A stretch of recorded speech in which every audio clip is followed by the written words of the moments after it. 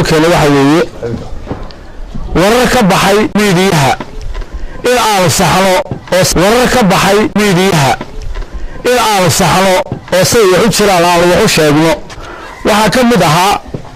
waraysi BBC la yeelatay mas'uuliyiinta gobolka qaar ka mid ah hadalka sidaa loo yiri sax uma ahayn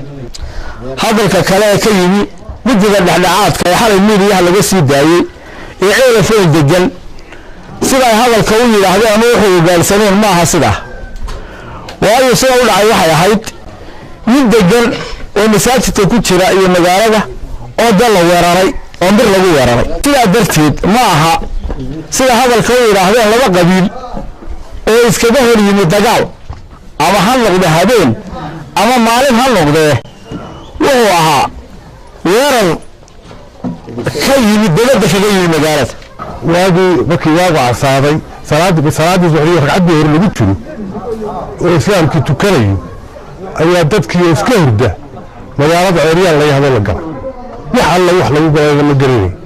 sidaa darteed aanan la jirine weerar qayaxan oo reer ah oo qabiilaysan ayaa meesha lagu qaaday saxaafadda ka baxay oo ka baxay guddiga dhexdhexaadka ee ceelafay joogta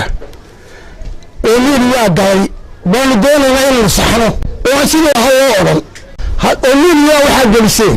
laba beelad baa halkaa isku dilay godad baa aan la isu dilay hadalka ay ka baxay ee caalamka waxaan u saxaynaa inaan aan ahayn sheeka halkaa yimi inay laba iska hor yimi oo dagaal iska hor yimi aan ahayn inay reebo miray tahay oo lagu soo duulay oo markii dilka hore qaban yahay halkaas gobolka saraakiishii nabadda oo laga qaaday fidnadwala lagu sheegay fidnadwale ninka in Axmed Tiir la yiraahdo waa ninka fidnada gobolka ka wada haddii aad doonayso in gobolka nabad ka dhacdo waa in Axmed Tiir idinku Hargeysa la qabto ama sarkaal ka dhigta ama madaxweyne ka dhigta ama sultaan ka dhigta meeshu la qabta laakiin se waxaan leeyahay ninka waana dhig waa fidnadwale ninka in Axmed Tiir la yiraahdo من ساحدة مجالات دي ساحدة الساجد دي بريه دي هرتلا صدق دي هذا المد لقد غير خد لقد الله خد لقد وعي خدي وحاسبني صبح ما في حاسب على مسكين السفار كاس سوف بين دولة دون ولا سعودي إلى على قفله بس وقبل هذا وحلاه أنا قلت كأنا حسن بقى